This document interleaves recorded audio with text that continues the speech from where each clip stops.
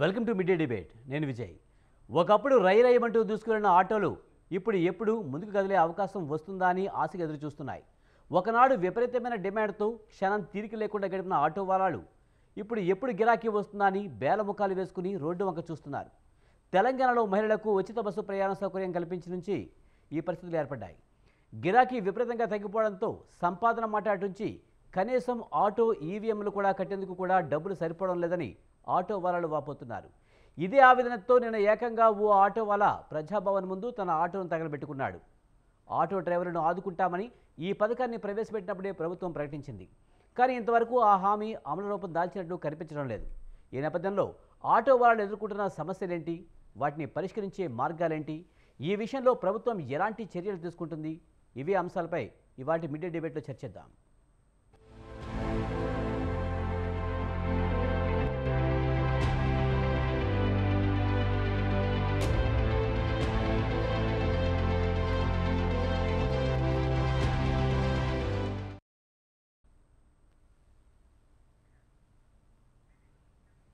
ఉచిత బస్సు ప్రయాణం ఆటో డ్రైవర్ల పాలిట శాపంగా మారిందని ఆటో డ్రైవర్లు ఆవేదన వ్యక్తం చేస్తున్నారు. ఉచిత బస్సు ప్రయాణంతో ఆర్టీసీ తీవ్ర నష్టాల్లోకి వెళ్తుందని కూడా మరో వాదన వినిపిస్తుంది.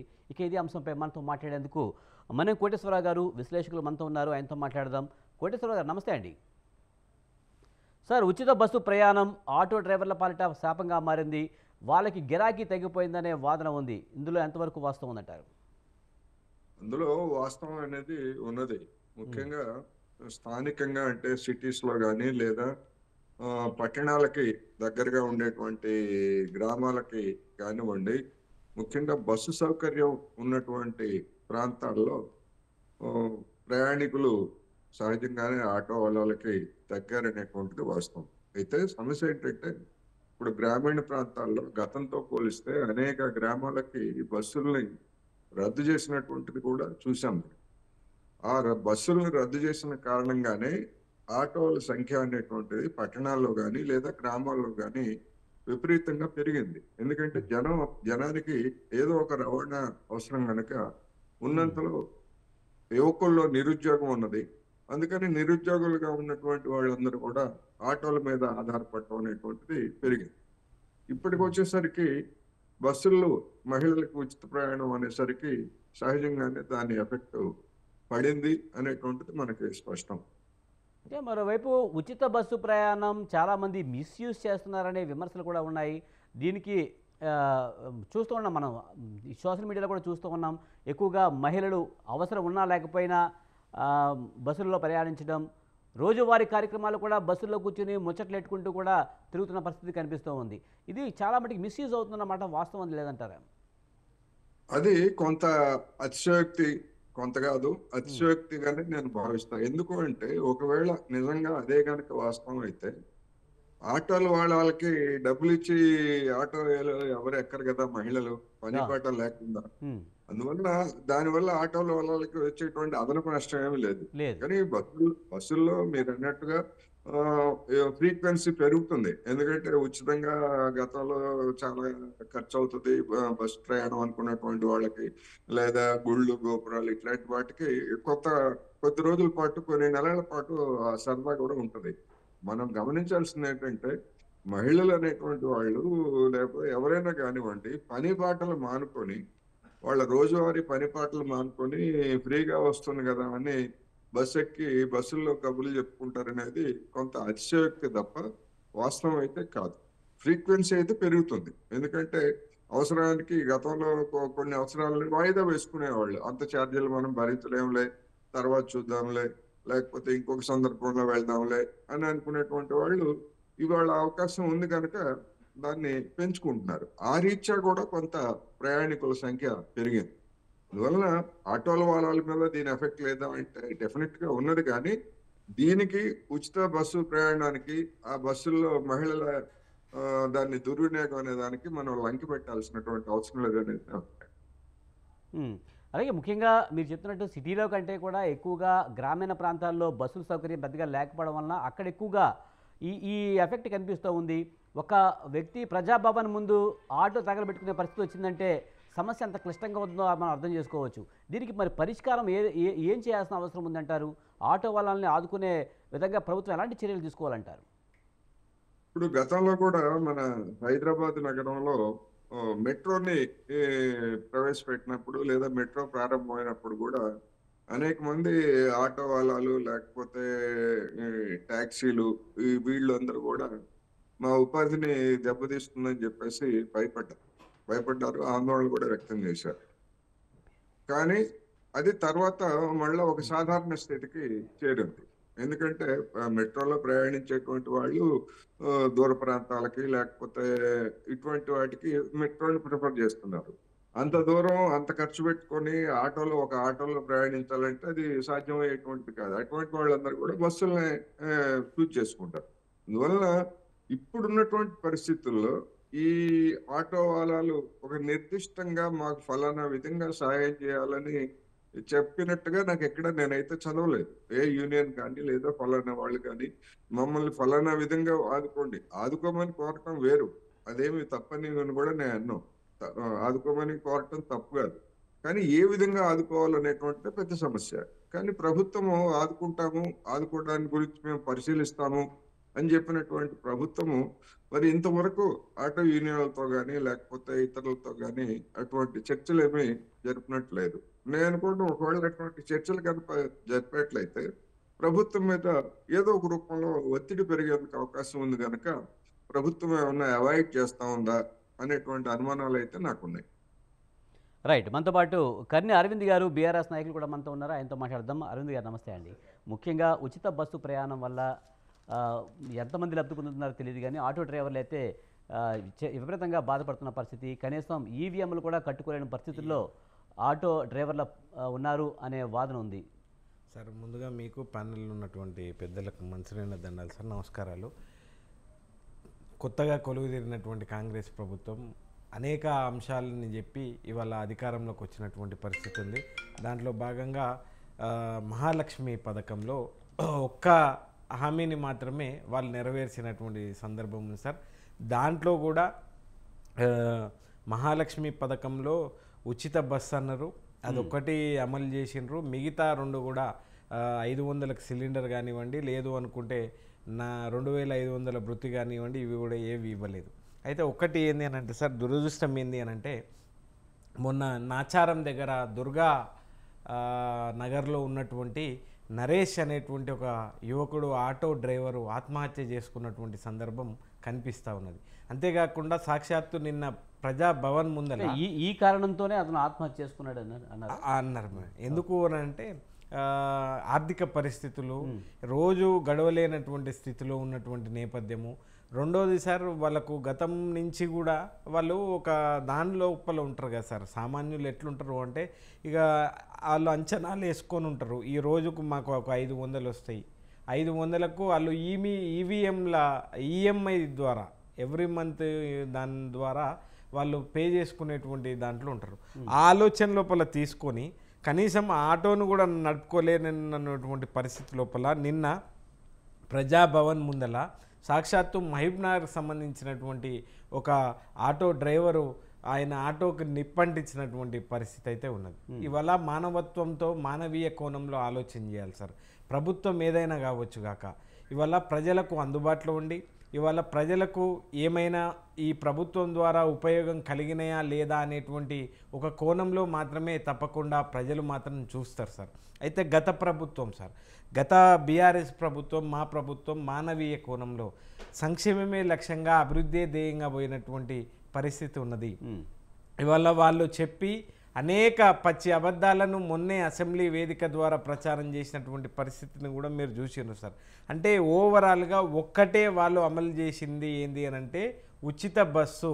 ఆ ఉచిత బస్సు ఫలితం ఏంది అని అంటే ఆటో డ్రైవర్ల ఆత్మహత్యలు. ఇది తప్పిస్తే తెలంగాణ రాష్ట్రంలో 2 నెలలుగా, ఇవాళకి సరిగ్గా 2 నెలలు అయింది సార్ వాళ్ళ అధికారంలో వచ్చి. ఇవాళ 3 తారీఖు 2 నెలలు అయింది.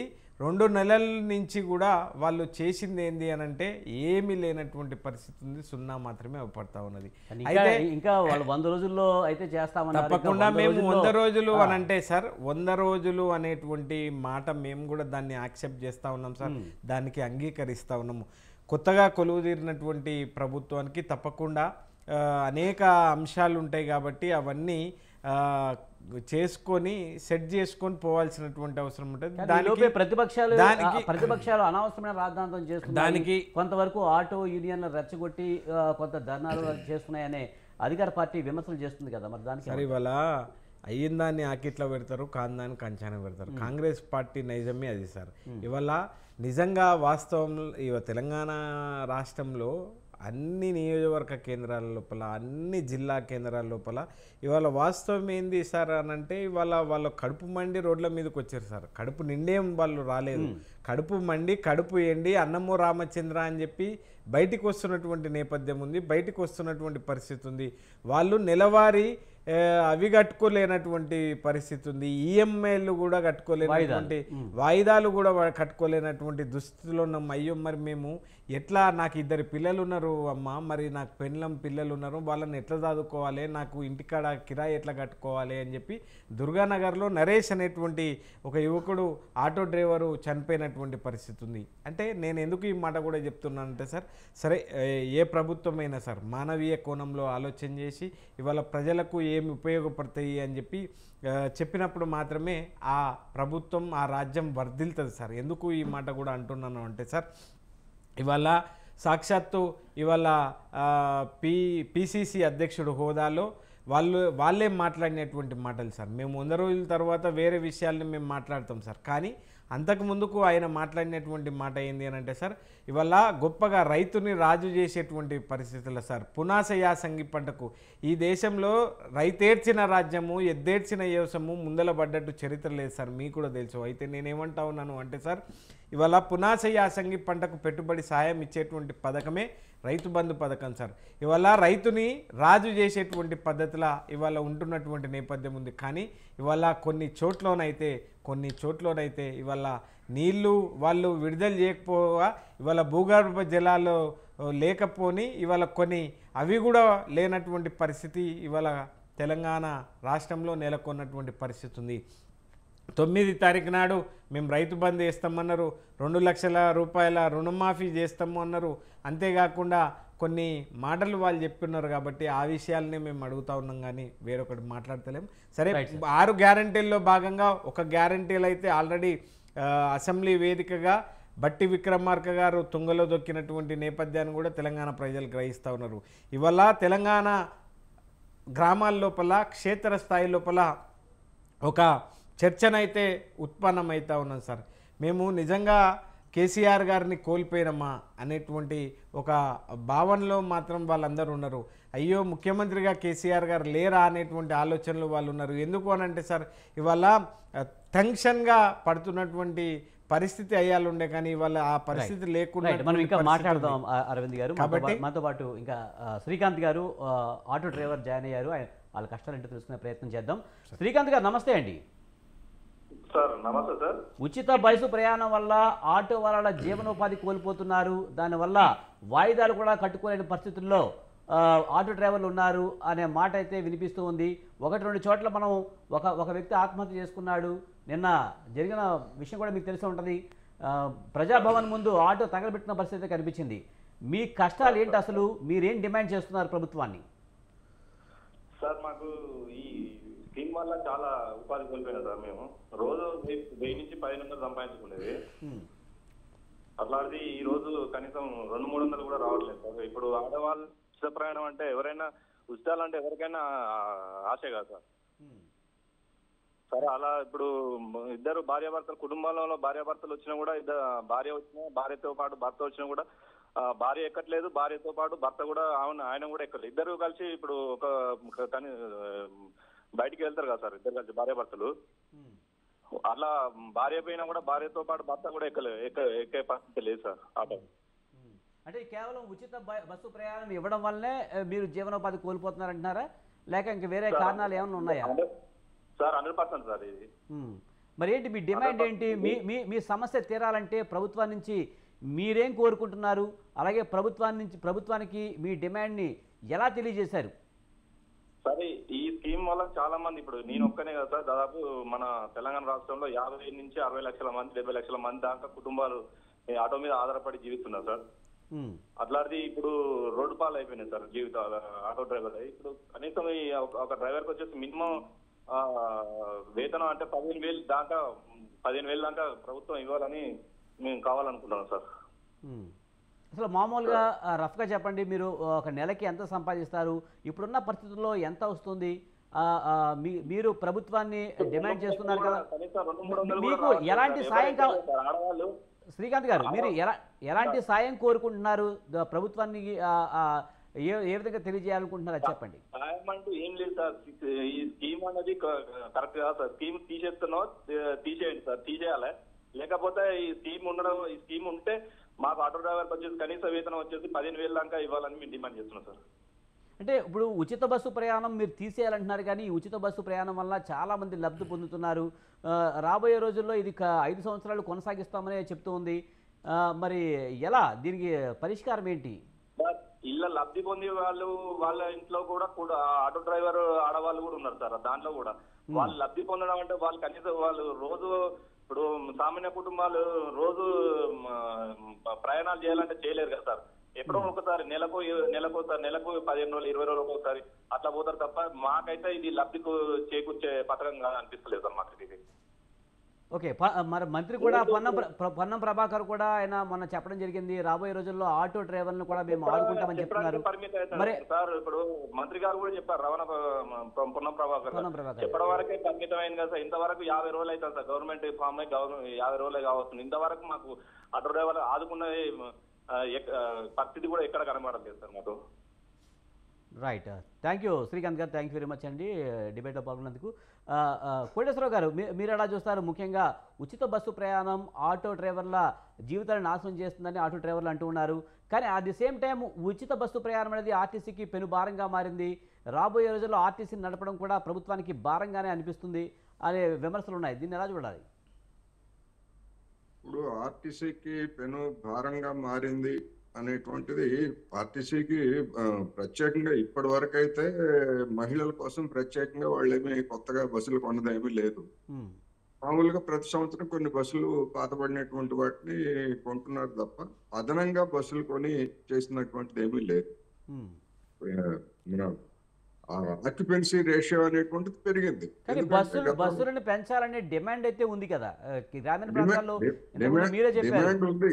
అసలు మహిళలకి ఉచిత బస్సు పథకంతో నిమిత్తం లేకుండానే బస్సుల సంఖ్యను పెంచాల్సినటువంటి అవసరం ఉన్నది. హైదరాబాద్ నగరంలో ఏ విధంగా కొన్ని సమయాల్లో ఎంత కిటకిటలాడిపోతుంటాయో మనం చూస్తున్నాం.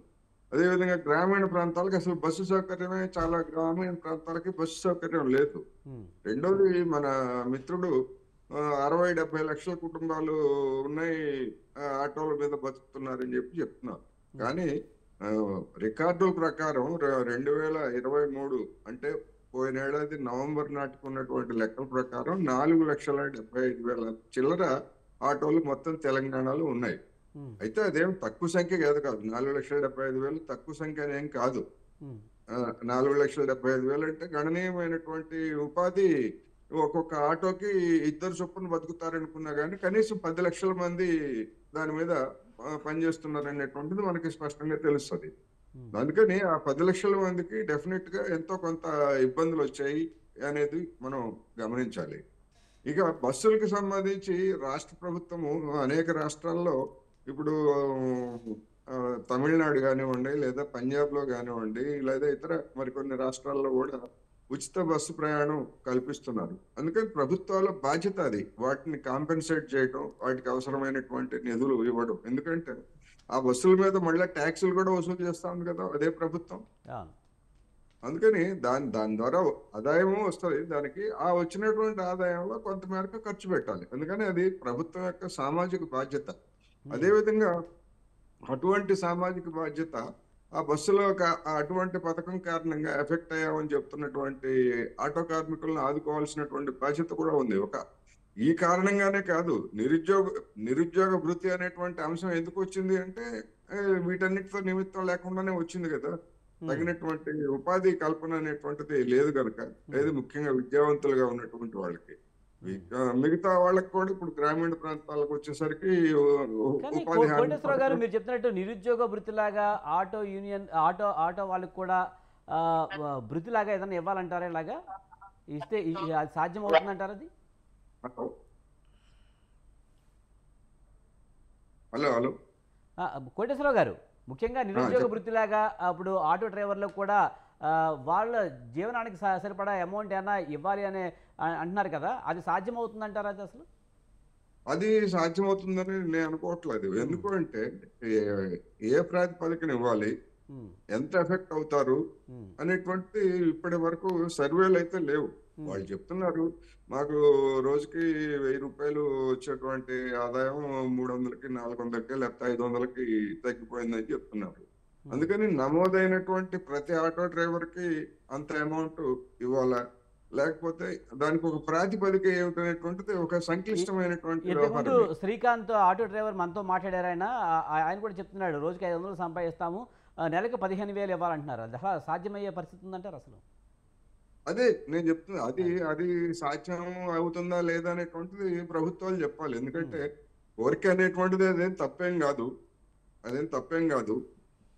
నెలకు 15,000 అనేటువంటిది ఇప్పుడు నిరుద్యోగ వృత్తే నెలకు 4,000 3,000 ఇస్తామని చెప్పేసి వాగ్దానాలు చేస్తున్నటువంటి పార్టీలు మరి ఆటో డ్రైవర్లకే, ఆటోలు వాళ్ళు పూర్తిగా ఆటోలు ఏం మానేయరు కదా, ఆటోలు తిప్పుకుంటున్నటువంటి వాళ్ళకి నెలకు 15,000 రూపాయలు ఇవ్వడానికి ప్రభుత్వాలు కానీ లేదా సంస్థలు ముందుకు వస్తాయంటే అది జరిగేది కాదనేది నా అభిప్రాయం. అయితే దాన్ని ఏ విధంగా ఆదుకోవాలి, అది కాకపోతే ఇంకొక ప్రత్యామ్నాయం ఏమిటి, వాళ్ళకి అవసరమైనటువంటి వాళ్ళ ఆటోలకు అవసరమైనటువంటి డీజిల్ కానీ లేదా పెట్రోల్ కానీ వాటిని ఏమన్నా వాటికి సంబంధించినటువంటి పన్నులు ఏమన్నా తగ్గించి కొంత రిలీఫ్ ఇస్తారా, లేకపోయేట్లయితే వాటికి చెల్లించేటువంటి రవాణా పన్నులు ఉంటాయి కదా ఆటోలకి, అటువంటి వాటిని ఏమన్నా మాఫీ చేసి లేకపోతే మరో విధంగా కానీ ఆదుకుంటారా, అటువంటి వాటికి సాధ్యం తప్ప నగదుగా 15,000 ఇవ్వటం అనేటువంటిది సాధ్యం అవుతుందని నేనైతే అనుకోవట్లేదు ప్రభుత్వాలకి. ఎందుకంటే ఇప్పుడు మనం చూడబోతున్నాం రాబోయేటువంటి రోజుల్లో మహిళలకి 2,500 రూపాయలు ఇస్తామని చెప్పేసి ప్రభుత్వం అది కాంగ్రెస్ పార్టీ వాగ్దానం చేసింది. దాన్ని ఏ విధంగా గుర్తిస్తారనేటువంటిది ఒక సమస్య మన ముందు ఇంకా పరిష్కారం కావాల్సి ఉంది. అదేవిధంగా కౌలుదారులకు కూడా రైతు అది సాగు ఖర్చులు ఇస్తామని చెప్పారు కదా, వాళ్ళని కూడా ఎట్లా గుర్తిస్తారనేటువంటిది కూడా సమస్య. ఎందుకంటే వాళ్ళని గుర్తించడానికి గ్రామ సభల్లో పెడితే సమావేశాలు పెడితే అక్కడ ఎవరు రైతు మీద ఎంత సాగు చేస్తున్నారని అది తెలుసుకోవచ్చు. కానీ ఆటోలు దానికి వచ్చేసరికి రోజువారీ ఇతనికి ఎంత ఆదాయం వస్తా ఉంది లేకపోతే ఎంత ఆదాయం రావట్లేదు అని లెక్క మెజర్ చేయడానికి అది సాధ్యమయ్యేటువంటిది కావని నా అభిప్రాయం. అందువలన అటువంటిది కాకుండా యూనివర్సల్ గా ఆటోలో ఉన్నటువంటి వాళ్ళందరికీ ఇప్పుడు ఉన్నటువంటి ట్యాక్సుల్లో 50% తగ్గిస్తారా, 75% తగ్గిస్తారా, లేకపోతే వీలైతే 100% తగ్గించి రిలీఫ్ కల్పిస్తారా అనేటువంటిది దాన్ని అటువంటి పద్ధతులను ఆలోచించవచ్చు. కానీ నగదు అనేటువంటి దానికి మాత్రం అది ఆచరణ సాధ్యం కాదేమో అనేది నా అభిప్రాయం. కానీ ప్రత్యామ్నాయం కూడా చూపించడం చాలా కష్టమైన పరిస్థితి లాగా కనిపిస్తుంది కదా. కష్టమే, ఎందుకంటే ఇప్పుడు ఆటో డ్రైవర్లు అందరూ కూడా అందులో చదువుకున్నటువంటి వాళ్ళు ఉన్నారు, లేదా హై స్కూల్ విద్యతో డ్రాప్ అవుట్స్ అయినటువంటి వాళ్ళు ఉన్నారు, లేదా ప్రాథమికమైనటువంటి పరిజ్ఞానంతో డ్రైవింగ్ లైసెన్స్ పొంది ఆటోలు నడుపుకుంటున్నటువంటి రకరకాల వాళ్ళు ఉన్నారు వీళ్ళందరూ కూడా. అందువలన వాళ్ళందరినీ ఎట్లా ఇప్పుడు అదే కనుక ఒకవేళ అదే బాధ్యత కనుక ప్రభుత్వం తీసుకున్నట్లయితే మిగతా నిరుద్యోగులు ఉన్నారు కదా గ్రామీణ ప్రాంతాల్లో కానీ పట్టణాల్లో కానీ అసలు ఆటోలు కూడా లేకుండా ఉన్నటువంటి నిరుద్యోగులు రోజువారీ కూలి పని చేసుకునేటువంటి వాళ్ళు ఉన్నారు. మరి అటువంటి వాళ్ళ సమస్య కూడా వస్తుంది. అందుకని ఇదొక నిజానికి ఒక సామాజిక న్యాయానికి సంబంధించినటువంటి ఒక పెద్ద సమస్యగా ఇది మనం చూడొచ్చు. దీన్ని ఎట్లా అనే దానికి వచ్చేసరికి కొంచెం సంక్లిష్టమైనటువంటి పరిస్థితి ఉన్నదనేది నా అభిప్రాయం. రైట్. అరవింద్ గారు, ఇప్పుడు ఎవరికి లాభం ఎవరికి నష్టం ఈ ఉచిత బస్సు ప్రయాణం వల్ల విషయం పక్కన పెడితే రాబోయే లాంగ్ టైంలో ఈ పథకాన్ని కొనసాగించడం చాలా కష్టమనే భావన ఉంది. ఒక ప్రతిపక్ష పార్టీకి మీరు ఏమంటారు? సార్ నిజంగా కూడా వాస్తవానికి కాలిన కడుపు ఇవాళ ఏ పద్ధతిలో వాళ్ళు ఘోషించినటువంటి మీరే చూసిండ్రు. కాలిన కడుపు కూలిన బతుకులు అనేటువంటి పద్ధతిలో వాళ్ళు మాట్లాడుతున్నటువంటి మాటలు వింటే నిజంగా గుండె చలించిపోతున్నటువంటి నేపథ్యం సార్. సరే నిజంగా 4 లక్షల కుటుంబాలు ఉన్నాయా, లేకుంటే ఆయన ఇందాక డ్రైవర్ అన్నట్టు 40 లక్షల కుటుంబాలు ఉన్నాయా, సరిగ్గా కాంక్రీట్ కన్స్ట్రక్టివ్ లెక్క మన కాడనైతే ప్రస్తుతానికి లేదు. కాబట్టి వాళ్ళు ఆటో సంఘాలుగా వాళ్ళు మాట్లాడుతున్నటువంటి మాటలు ఏంటి అని అంటే సార్, మాకు 25,000 జీతం ఇవ్వాలి అనేటువంటి మాట మాట్లాడుతున్నారు. అది సాధ్యమయ్యేటువంటి ప్రక్రియనైతే నాకు తెలిసి అయితే కాదు. ఎందుకు అని అంటే సరే వాళ్ళు 4 లక్షల మంది ఉన్నారా, లేదు అనుకుంటే 40 లక్షల మంది ఉన్నారా, ఒకవేళ 4 లక్షల మందికి ఇస్తే కూడా అది ప్రభుత్వానికి భారమయ్యేటువంటి పని అవుతుంది, కానీ లాభం అయ్యేటువంటి పని అయితే కాదు. మళ్ళీ అది తిరిగి మళ్ళీ ప్రజల దాని నుంచే తీసుకురావాల్సినటువంటి అవసరం అయితే ఉంటుంది. కాబట్టి ప్రభుత్వం ఏ కార్యక్రమాన్ని చేపట్టినా, ఏ సంక్షేమాన్ని చేపట్టినా అది తిరిగి తప్పకుండా ప్రజలు చెల్లించినటువంటి దాని నుంచి పన్ను నుంచి మాత్రమే చేయాల్సినటువంటి అది ఉంటుంది. కాకుంటే పాలకులకు ఏముండాలి అని అంటే సార్, ఇవాళ ఆ కార్యక్రమం ద్వారా, ఆ సంక్షేమ అభివృద్ధి కార్యక్రమం ద్వారా నిజంగా క్షేత్రస్థాయిలో అది లాభం అవుతుందా అనేటువంటి అది చూడాలి. ఉదాహరణకు మనం చూసుకున్నట్లయితే సార్, కళ్యాణ లక్ష్మి, షాదీ ముబారకు ఇట్లాంటివి మనము తీసుకుంటే అవి నిజంగా క్షేత్రస్థాయిలో వాళ్ళకు లాభం అయ్యేటువంటి పద్ధతి ఉన్నది. అంతేకాకుండా రైతు బంధు అని అంటే నిజంగా రైతు బంధు ఈ రాష్ట్రానికి అవసరమయ్యేటువంటి, ఈ దేశంలో రైతు నిజంగా పునివిప్పిన నెమల్లాగా బతకాలి అంటే ఆయనకు పెట్టుబడి సహాయం లాంటి అవసరం ఉంది. అంటే సార్ కొన్ని పథకాలు ఇవాళ ఆసరా పెన్షన్ను ఇవి నిజంగా కూడా ఆ కుటుంబాల లోపల వృద్ధులైనటువంటి తల్లిదండ్రులను ఎవరు పట్టించుకోకపోతే ఆ తల్లిదండ్రులు బయటకు వచ్చి నాకు కడుపు నొస్తుంది బిడ్డ, 10 రూపాయలు బిడ్డ, డబల్ లోట కొనుక్కొని చాయ్ దాగొస్తా అని చెప్పి అడుక్కున్నటువంటి పరిస్థితులు కూడా మనం చూసుకున్నాం. అయితే సార్ ఇట్లా ఏవైనా సంక్షేమ కార్యక్రమాలు ప్రవేశపెట్టేటువంటి తరుణంలో సార్ తప్పకుండా ఆలోచన చేసి ఏవి ప్రజలకు ఉపయోగపడతాయి అనుకున్నప్పుడు మాత్రమే చేస్తే బాగుంటుంది. ఈ ఉచిత బస్సు ప్రతిపక్ష లీడర్గా చెప్పండి, ఆటో డ్రైవర్లకి అయితే నగదు సాయం సాధ్యం కాదు. ప్రత్యామ్నాయ మార్గం కూడా చాలా కష్టమైన పని సార్. ఒక ప్రతిపక్ష పార్టీగా ఈ పథకాన్ని ఎత్తేయమని చెప్పే ఛాన్స్ ఉందా? మీరేమన్నా దాన్ని సపోర్ట్ చేయగలుగుతారా? సార్ మేము ఏమంటా ఉన్నాము అంటే సార్, వాస్తవానికి ఫ్రీ బస్సు అనేటువంటి ఆలోచన లోపల మీరు వాళ్ళ కాంగ్రెస్ పాలిట రాష్ట్రం లోపల పక్కకి కర్ణాటకలో చూసినారు, అది దాదాపుగా ఎత్తేసినట్లే చేస్తూ ఉన్నారు. అయితే ఇది కూడా చాలా కాలం మేము కొనసాగదు అనేటువంటి ఆలోచనలో చాలా రాజకీయ పార్టీలు ఉన్నాయి సార్. ఇవాళ మేధావి వర్గాలు అందరూ కూడా, విశ్లేషకులు అందరూ కూడా ఏం చర్చ చేస్తూ ఉన్నారు అంటే ఇది అంటే నిజంగా కూడా సార్ ఇప్పుడు బస్సు ప్రయాణం చేస్తే నిజంగా కూడా బస్సు 2-3 ప్రాక్టికల్గా మనం మాట్లాడుకుంటే సార్, ఆ బస్సు డీజిల్ ఒక లీటర్కి 3 కిలోమీటర్లు 4 కిలోమీటర్లు ఇస్తుంది. వాళ్ళు 30-40 కిలోమీటర్లు అంటే ఒక ట్రిప్పుకు దాదాపుగా 1,500 రూపాయల డీజిల్కే కావాలి సార్. ఆ తర్వాత ఆయనకున్నటువంటి జీతం ఏంది, ఇదంతా ప్రాబ్లం అయితే మనకి క్లియర్గా అర్థమైంది. ఫైనల్గా మీరు చెప్పేది ఏంటంటే, ఈ ఒకవేళ ఆటో డ్రైవర్కి నష్టం కలుగుతుంది కనుక, ఒక ప్రతిపక్ష పార్టీగా ఒక నష్టం జరుగుతుంది కనుక ఈ పథకాన్ని ఎత్తేయమని చెప్పే ఛాన్స్ ఉందా సార్? మీ వైపు నుంచి ఏమైనా చెప్పగలుగుతారా? మేమేమంటా ఉన్నాము అంటే సార్, మేమేమంటా ఉన్నాము తప్పకుండా సార్. ఇవాళ ఒక ప్రభుత్వం ఒక సంక్షేమ పథకాన్ని ప్రవేశపెట్టిన తర్వాత అది ప్రజలకు సరే ఒకరికా ఇద్దరికా నలుగురికా ఉపయోగపడుతుంది అని అనుకున్నప్పుడు ఇంకో ప్రతిపక్ష పార్టీ ఎత్తేయమని చెప్పి ఎక్కడ చెప్పదు. ఒకటి. రెండోది సార్, ఇది ప్రజాస్వామిక దేశం, ఇది ప్రజాస్వామిక దేశం కాబట్టి ఇవాళ వాళ్ళు అడిగేటువంటి తరుణంలో ఆ యూనియన్కి సంబంధించినటువంటి నాయకులు కానివ్వండి, ఆటోలకు సంబంధించినటువంటి వాళ్ళందరూ కూడా ఒకటే విషయాన్ని విజ్ఞప్తి ఏమని చేస్తూ ఉన్నారు అంటే, మాకు మీరు ఫ్రీ బస్సు పెట్టుకోండి సార్, మాకు ఇబ్బంది లేదు, కానీ మాకు ప్రత్యామ్నాయమైనటువంటి ఆలోచన చేసి దీన్ని పెట్టండి అనేటువంటి అది చేస్తాను. కానీ వాళ్ళ ప్రతిపాదన, వాళ్ళ డిమాండ్ కూడా న్యాయమైనటువంటి డిమాండ్ కాబట్టి ఈ ప్రభుత్వాన్ని ప్రధాన ప్రతిపక్ష హోదాలో మేము ఒకటి రిక్వెస్ట్ చేస్తా ఉన్నాం, దీన్ని పరిశీలించండి, వీళ్ళకు న్యాయం చేయండి అనేటువంటి విషయాన్ని కోరుతా ఉన్నాను. Thank you very much Arvind garu, అలాగే Manyam Koteswara, thank you very much. చూడాలి మరి ప్రభుత్వం ఎలాంటి నిర్ణయాలు తీసుకుంటుందో వేచి చూడాల్సిన అవసరం ఉంది. ఇక ఇది వాటి మీడియా డిబేట్. చూస్తూనే ఉండండి స్వతంత్ర.